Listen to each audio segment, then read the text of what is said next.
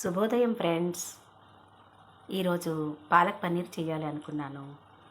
ముందుగా కడాయి పెట్టి 1 table spoon నూనె వేసి అందులో 5-6 జీడిపప్పు, 2 యాలుక్కాయలు, 4 లవంగ మొగ్గలు, చిన్న దాల్చిన చెక్క ముక్క వేశాను. అవి వేగిన తర్వాత ఒక కట్ట పాలకూర శుభ్రంగా కడిగి ఉంచుకున్నది సన్న ముక్కలుగా కట్ చేసి వేశాను. కొద్దిగా నూనెలో మెత్తబడ్డాక స్టవ్ ఆఫ్ చేశాను ఫ్రెండ్స్. అందులోనే 1 ఉల్లిపాయ తరుగు, 2 పచ్చిమిర్చి తరుగు, కొద్దిగా కొత్తిమీర, కొద్దిగా కరివేపాకు, ఒక చిన్న టమాటా ముక్కలు వేశాను.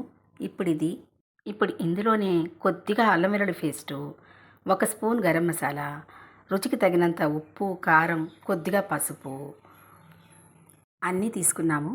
ఇప్పుడు ఇది గ్రైండ్ చేసుకుందాం ఫ్రెండ్స్. మళ్ళీ స్టవ్ అంటించుకొని పాన్ పెట్టుకొని అందులో 1 అర స్పూను నూనె, అర స్పూన్ నెయ్యి వేశాను. బాగా కాగుతుంది కదా. ఇందులో జీలకర్ర, కాస్త బిర్యానీ ఆకు వేశాను. కాగుతున్న నూనెలో ఇలా మిక్సీ పట్టుకున్న మిశ్రమాన్ని కలిపాను ఫ్రెండ్స్. ఒక్కదాన్నే వీడియో చేయటం వల్ల వివరంగా చూపించలేని విషయం అర్థం చేసుకోగలరు.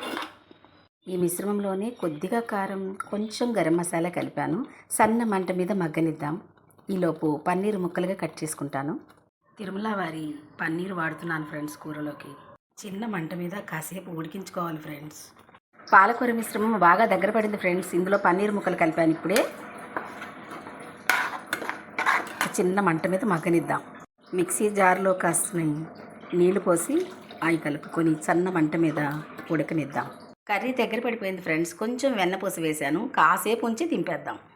పాలక్ పన్నీర్ కర్రీ సిద్ధమైపోయింది ఫ్రెండ్స్. ఇంకా స్టవ్ ఆఫ్ చేసేస్తున్నాను.